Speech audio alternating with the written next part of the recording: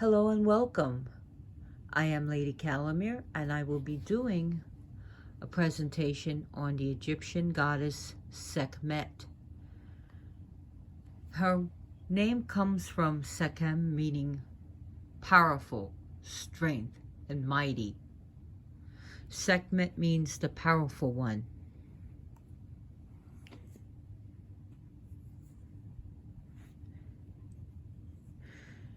She is a great and mighty, powerful goddess. She is one, if not the famous lioness goddess of Egypt. She's a feline goddess, of course, and her color is mainly red. Her planetary aspect is mainly the sun. Yes, she is a solar sun goddess.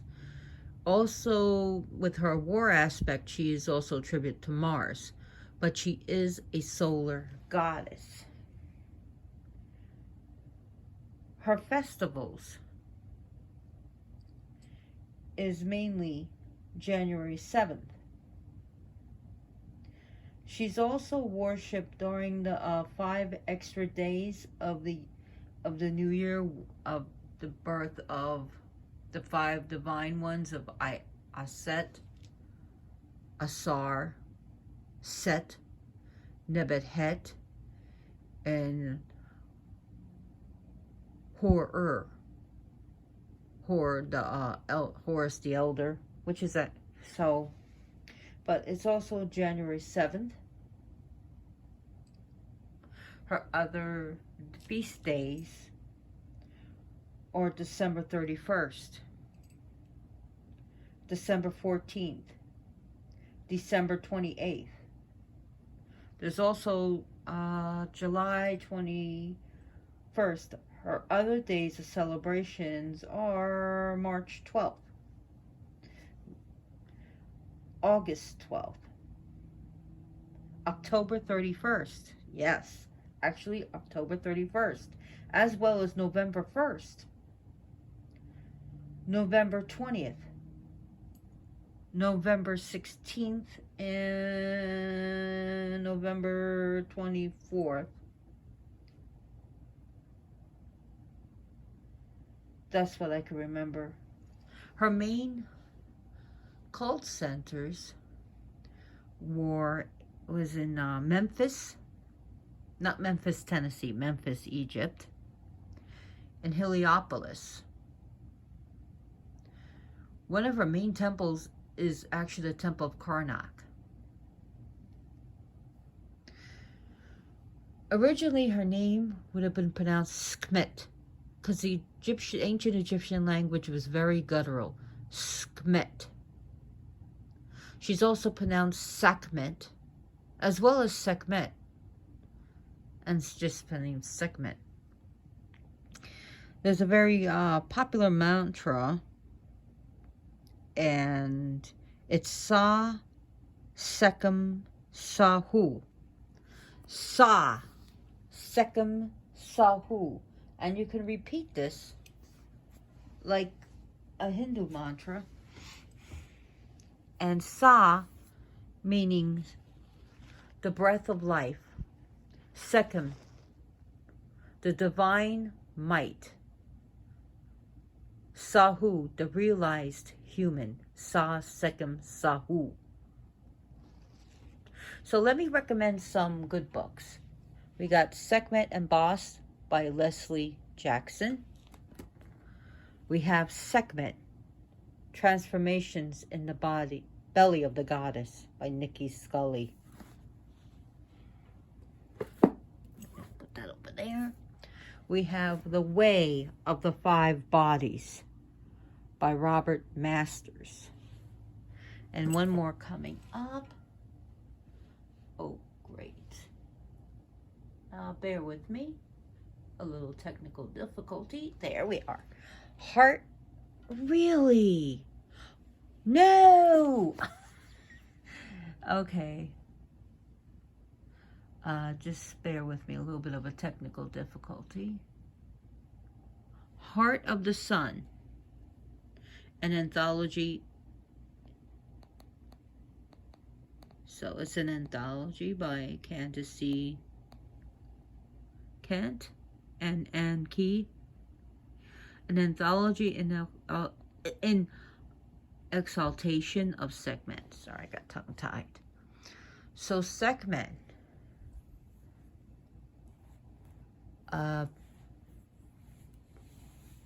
she was not seen as evil in ancient Egypt, but she was also something to be feared. However, she was also very protective. And not only was she feared, but she was also respected and loved.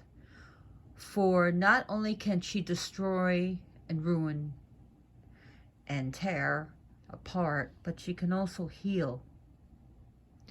In fact, her clergy were some of the best doctors, physicians, healers. So her clergy knew how to heal. And in fact, one of her name is Bone Setter. Bone Setter means she fixes broken bones. So she would help heal things. And from everything I understand is that she heals anything. And some of the exceptions was anything with the eye element. But she was an excellent, I don't know if that's exactly true, but she's an excellent healer. So she ruled where Bast was the lion-headed, was originally a lion-headed goddess, originally, of northern Egypt. Then you have Paquette, who is another lion-headed goddess in Middle Egypt, and in southern Egypt is Sekhmet. So she represents the dry red lands, and in fact one of her names is the Red One. And she was also called a Scarlet Lady, and she was also pictured in red robes, like red dress, and sometimes that was seen as blood. So we got some nice pictures here from the Anubis Oracle by Nikki Scully and Linda Starr, illustrated by Chris Wilder. Recommend these cards. And we have this beautiful one, Sekhmet. The card is Empowerment by the Dark Goddess Oracle cards. I recommend this one. So the main element, the element of Sekhmet is fire. She represents the heat. She was the hot winds during the day. The desert when the hot winds blew was considered her breath. Now she comes in these forms as a woman with the head of a lioness, and sometimes as a full lioness.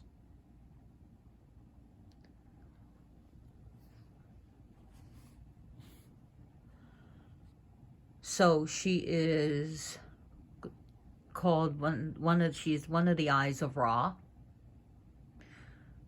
She is the daughter of Ra.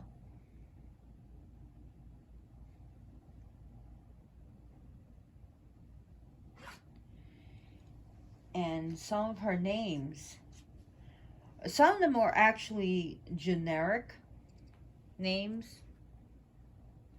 So some of them are like okay, I'll give you some. Bone Setter, the Powerful One, the Eye of Ra. Speaking of the Eye of Ra, there's also another book. I don't have it with me. I'll have to show you in a minute. She's also called the Scarlet Lady, the Red One,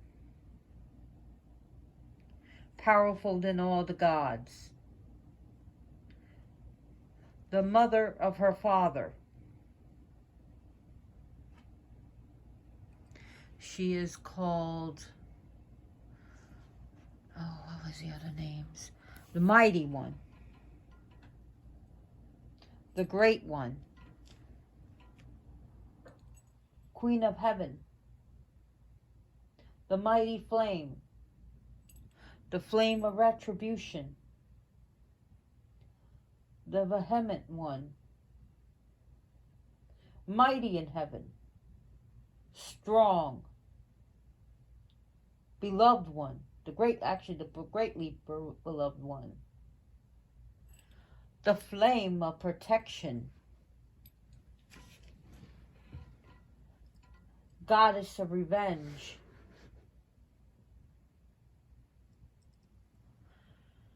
So those are just some of her titles, and she has many. Oh. Here's her other. Oh, great. I gotta go to the cover. I hate the... Okay. Bast and Sekhmet, Eyes of Ra, by Storm Constantine and Louise Coquillo. I have that in hard print as well. So let me close this before it falls and shatters. So her color is red. Some attribute gold with her, but her main color is red. Her day would be Sunday. She's best called during the daylight hours, but you can call her at night if you need her as well. Her season is definitely summer. I would also like to attribute the summer solstice with her.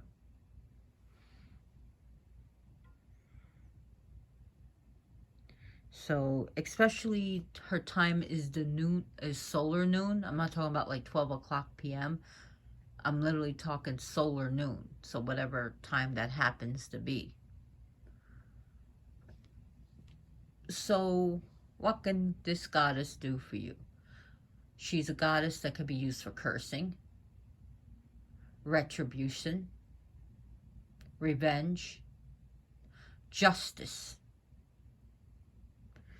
She can disempower an enemy to make them useless. She can bring fear. She's a conqueror. But she can also defeat fear. And she can also empower you. She will help you end a relationship that no longer serves you. Be it friendship, family, relationship with family, or a loved one, or a husband or a wife. She can also help you stop with bad habits, so self-destructive habits. She's also a healer. She can teach about self-control. Believing in yourself, to conquer fear, to conquer yourself.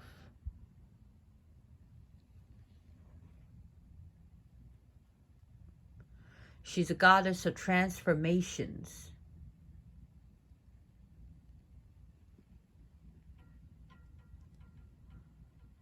She's a goddess of fierce compassion.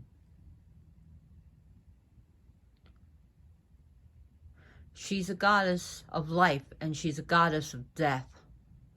She's a goddess of destruction.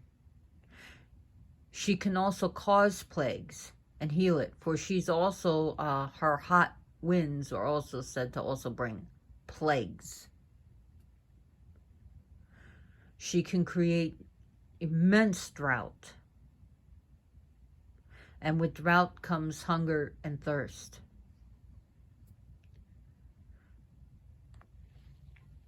She's a goddess of energy. She also deals with the Kundalini. So if you're looking to empower that, I mean, she's She can protect your children. And she was also used to protect the Pharaoh. She's a war goddess. She was used to protect Egypt and the Pharaoh.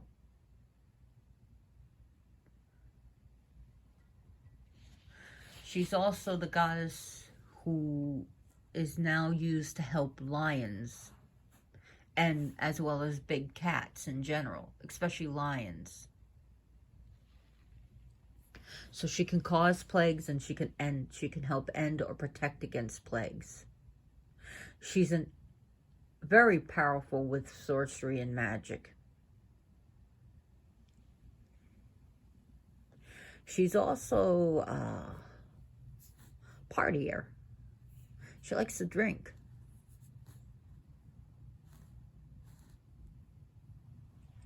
She does enjoy her drink.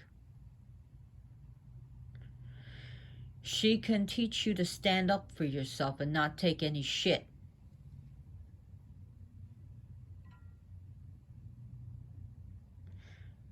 She can help one with athletic ability and teach you to win competitions and to be competitive. She's a divine feminine force. For once she was released, even Ra couldn't even stop her. She had to be pretty much tricked to stop.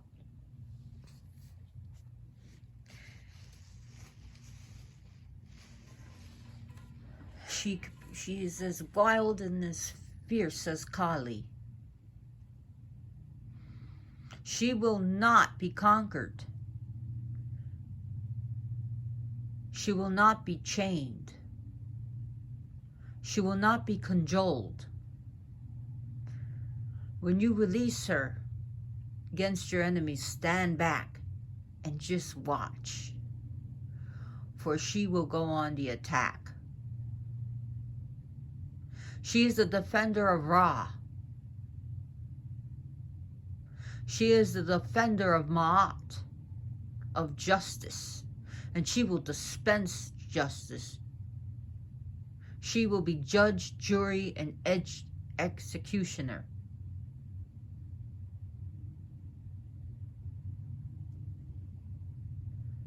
She's as fierce as she is beautiful.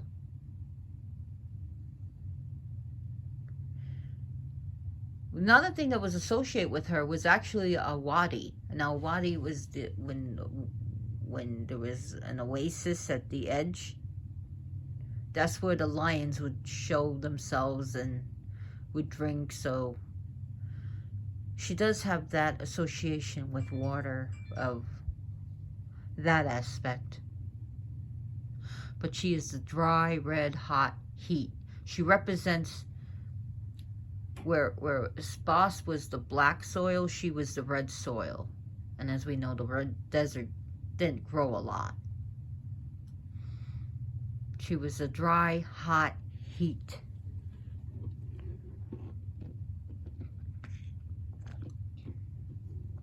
She teaches balance, and from what I understand is that her clergy knew about tight rope walking. So she can teach you balance, to be steady, to be skilled with your hands, as a surgeon is when they cut out a cancer, when they cut out a malignant neoplasia tumor. She's a goddess of pure vitality. Another aspect that she does come as is like a fiery heat, a flame, a fire.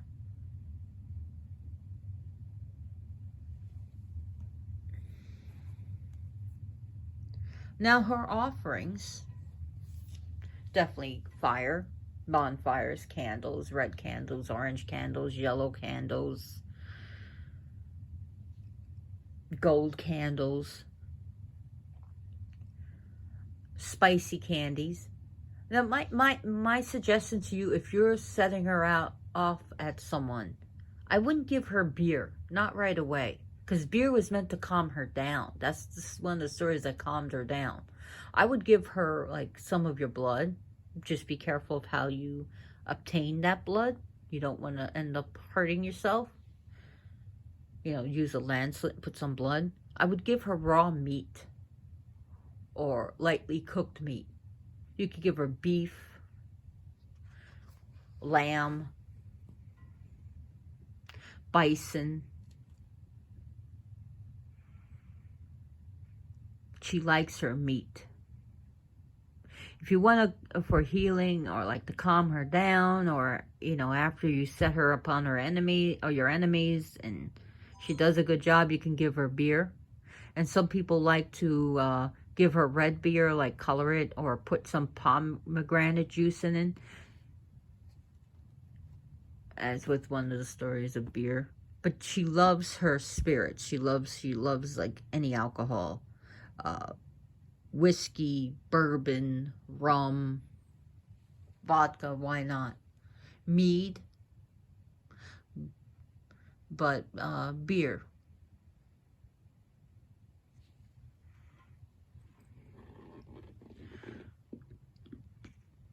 Some people like to give her tobacco to represent that martial aspect.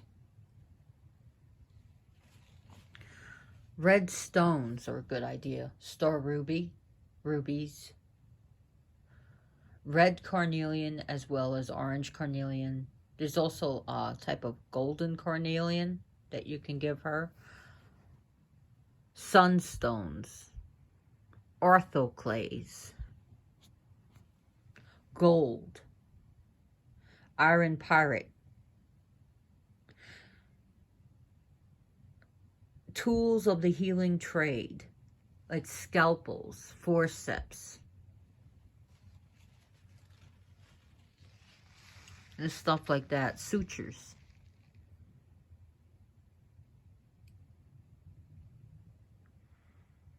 Oranges are good. She seems to like oranges. Honey, bullets, gunpowder, weapons of war. Be it that, swords, you can even give her daggers and knives. Blood, did I mention blood? You can give her chicken. A big old turkey leg. Those are just some suggestions of feeding her. If you're going to start a personal altar of hers, you could put images of the sun, lions. If you don't have an image of Sekhmet, you can always use a lioness. Anything to do with, you know, what she is. And as you see the Uraeus and the Cobra, she sees the scene and visualized as a lioness, or a woman with a lion's head breathing fire. Like picture Godzilla. Now in Karnak, I believe it was Amenhotep III that put 600, that had 600 statues of Sekhmet there to help him with his health problems.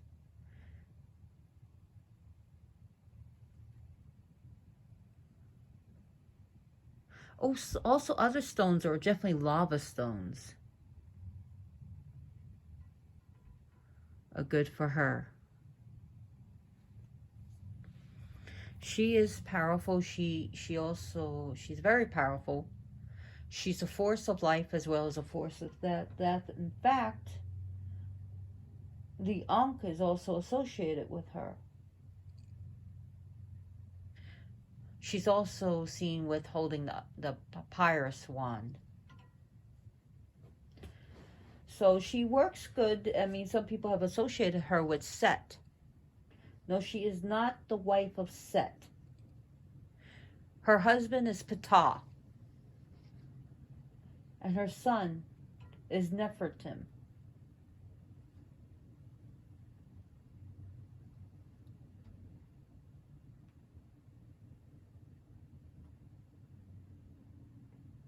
So sometimes she's seen standing, or other times she's seen on a throne.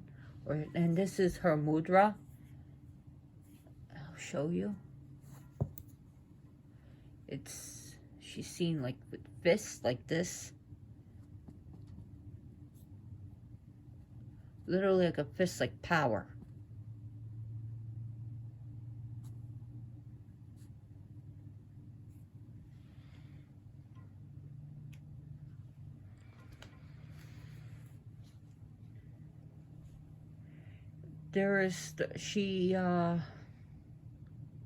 If you feel people are rebelling against you or your wishes, she's a goddess that quells the rebellion.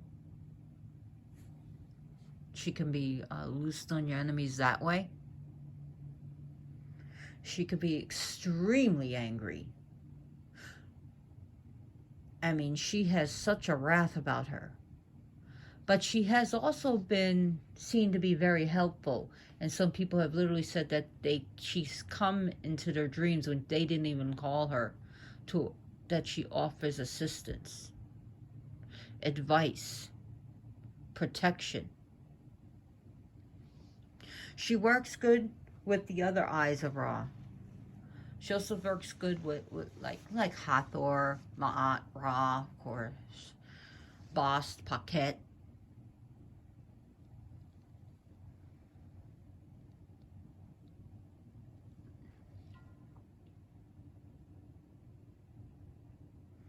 She is said there's pictures of her like over the pharaoh where she breathes out her divine Ha, the divine life-giving breath, and while he breathes it in, so while she's breathing out, he's breathing in her air.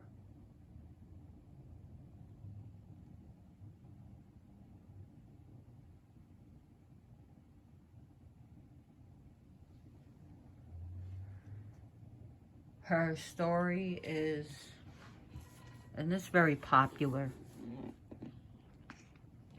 I'll just give you an edited version. The people that worshipped Ra stopped worshipping him. They were doing bad things to each other in the earth. They weren't being respectful. So Ra gathered the council of deities and he asked for the best advice, and of course his advice was that he followed through, that he decided to punish the people, and in anger he pulled out his eye and threw it on the ground, and it turned from a beautiful goddess that was said to be Hathor that becomes Sekhmet, and she ravaged across the land, and she ripped and tore apart the people during the day, and at night she would go to her father Ra and the council of gods and told about how many people she would kill. She would rest at night, always at night, and during the day when the sun rose, she went after the people again, men, women, and children. No one could fend her off. They tried to fight her with all their armies, and each time she tore them apart. Whether they ran or hid, she would find them, and she would drink their blood, and she would eat them and drink their blood greedily, lapping them up. And every night she would tell her father, and he was happy at first, but then eventually even the gods and goddesses became horrified, and Ra finally said he's had enough. She's done enough, because he started feeling bad for humans, because he loved the humans, and he told her enough, that he was happy, and she said no, and every day she would tear apart the humans, and each night he was more and more horrified, sickened, and saddened, and he tried to command her, he tried to bring her back, and she literally told him that you are weak. No wonder why the people rebelled against you. And she went after day and day, and at night she would recount how happily she was to slaughter them. Didn't matter. The old and the newborn were equally killed.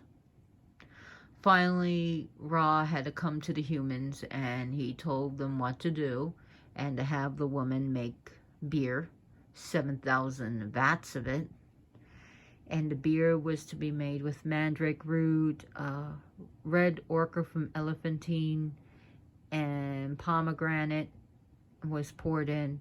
And the next day the vats were there, and some say it was actually poured on the ground. Either way, Sekhmet came, and when she saw what she thought was blood, she lapped it up, became so frickin' drunk and intoxicated that she slept for 3 days. And when she woke up, her bloodlust was gone, and she saw Ptah, and she fell in love, and in which she married, and which Ra promised her, and he kept her promise, that he would, if she would have stopped before, he would have people worship her and at temples. And he kept that promise, that she would be worshipped, that she would be loved. So that's one story. Another story is where she got angry at Ra afterwards. And she was just angry, and she went in her lioness form, and she went all the way down, back. She went out of the country of Egypt, in which Tahuti had to go and convince her to come back to Ra. Because Ra was saddened that she was gone, and some say even weaker without her. And that she is part of his strength, his magic, his wisdom. And without his daughter, without his eye, he was not a complete God. So we see that none of the gods can force her to do anything. Ra could not control her, could not control her. Once he let her go, it was like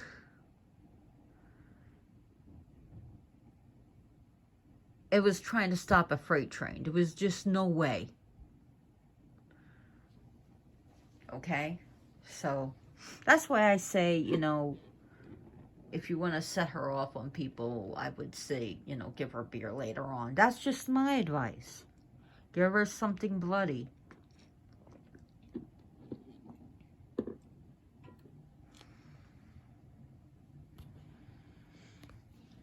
Sekhmet is also called the beautiful eye of Ra. She's also some of the epithets here, which I'll just read off a little bit. I shouldn't really do this, but the author is passed on, so there's no way I can actually contact him.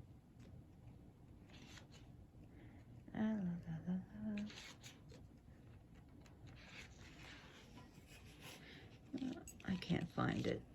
I know he gives a whole list of different names. I'll just give Great One in Heaven, Great Serpent on the head of her father, Great One of the incense of the Aeneid, Terrible One, Lady of all powers, eternal as her father, Lady of the manifold adornments, most beautiful among the gods. I'm not going to read it all because it's not fair. Buy the book if you want to know all the names. Oh God, it's page after page of names.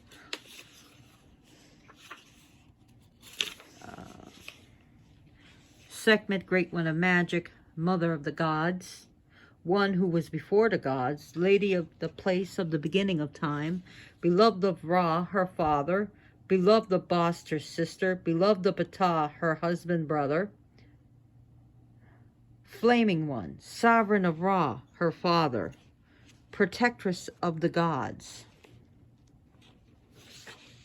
wanderer in the wastes, waste as in wastelands. So she travels through the desert. She is seen in the deserts. Self-contained, only one, awakener, lady of enchantments, lady of transformations, overcomer of all enemies, ruler of the desert, ruler of serpents and of dragons. I'll repeat that. Ruler of serpents and of dragons, ruler of lions, complete one, sublime one, inspirer of males, satisfier of desires, empower, sparkling one, great one of Heku, that's magic, lady of the magic lamp, mother of the dead, lady of the bloodbath, destroyer of plagues, great one of healing, mistress and lady of the tomb, guide and protectress from the perils of the underworld, great one of the place of appearances in silence. Next page. I hate that when this happened. This is such an old book.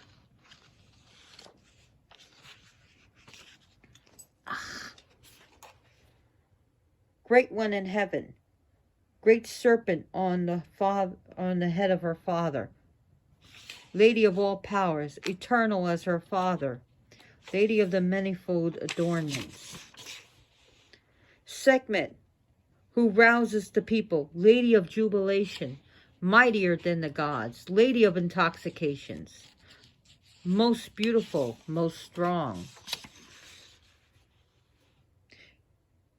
she whose opportunity escapeth her not, winged one, yes, winged one, warrior goddess, goddess of love,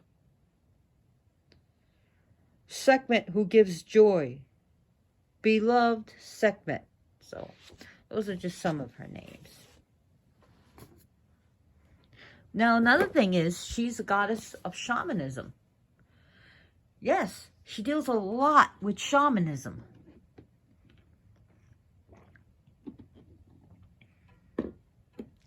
And it's not just in that book. I mean, it's just book after book after book recounts that. And people have said that she is a shamanic goddess. She can help you with your aura, your chakras, to prepare you and help you with kundalini powers, to develop magic powers, to open up your psychic powers, to remove any blockages and debris from your aura, to remove mental blocks.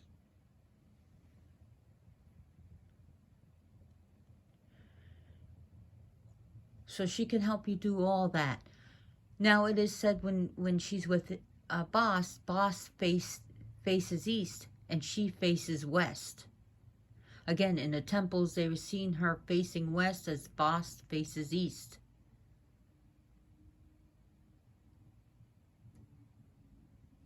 She is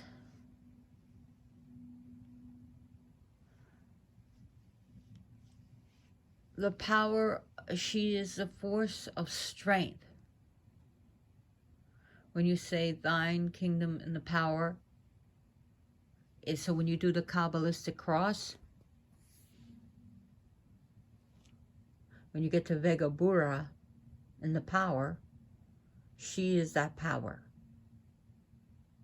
She is that mighty strength.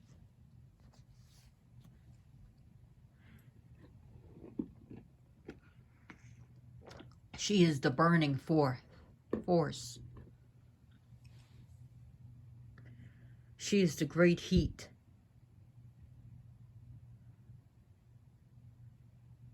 She is like the heat of a nuclear bomb, destroying all in its path.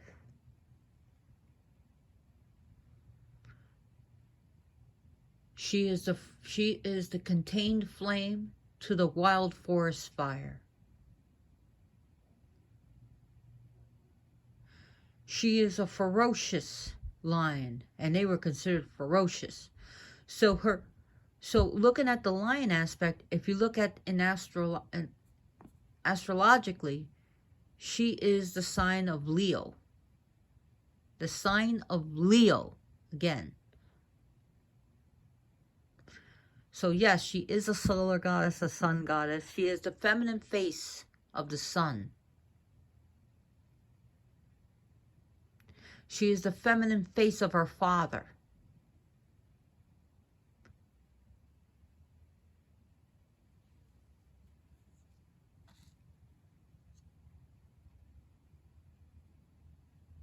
And again, she will not be cajoled. She will not be contained.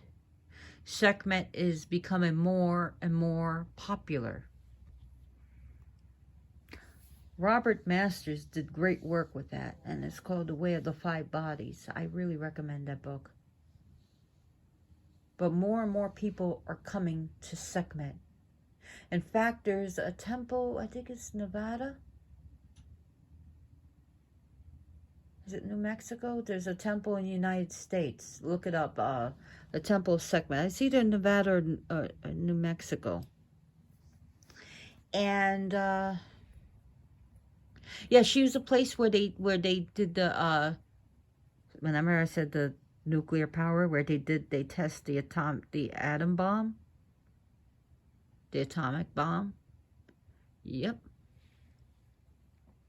So a rich entrepreneur lady bought the land, and she built a temple there. And the rest of the land that she did not use for the temple, she gave back to the Native Americans. It was their land.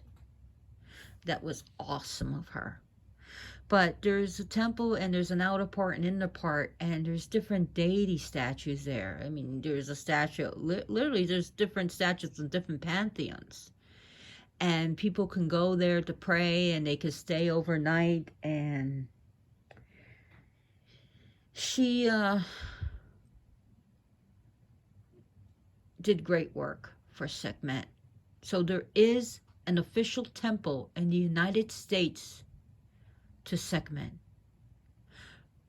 Karnak is also where you can go to worship her, and there's also statues throughout the world in the museums.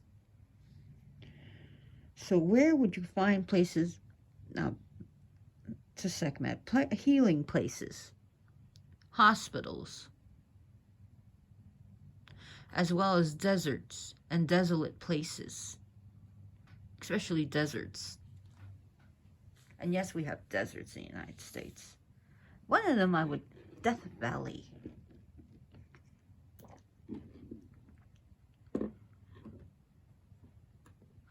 So,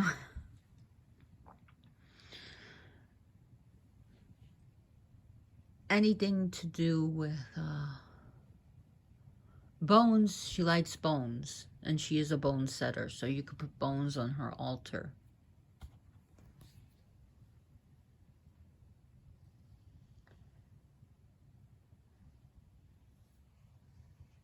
Sekhmet is like Shakti, the power, the energy, the ferocious power, as well as the healing power. She is power, almighty, the powerful one, the great one.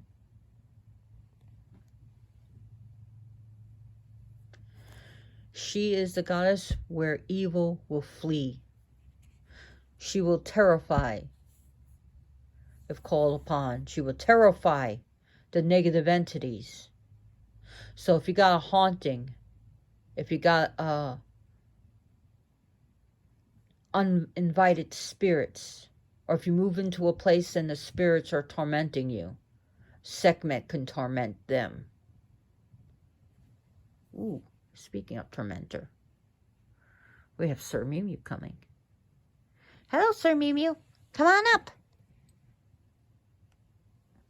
I'm gonna put that down.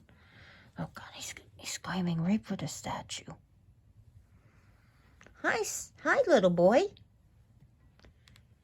Hello. Nice try. You're not gonna knock over my statue. So she could be used if... Come on, man. No, he wanted to knocked over my tablet. So she could be used for exorcisms.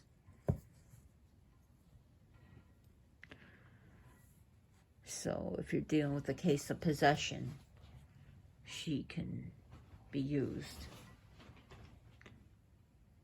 I get for that purpose. I just got distracted by Mr. Sir Mew Mew, who just Better not have destroyed my tablet. Oh, God. Okay, everything's okay. Speaking of destruction, we got Surmimu. So not only is she the goddess of dealing with destruction, she can also create. So anyways, I want to thank you for watching. There is so much to be said about Sekhmet. And like I said, she comes from the word Sekhem. And her original, and her, you can also pronounce her Sekhmet. Sekhmet, like a hiss. Sekhmet. Sekhmet.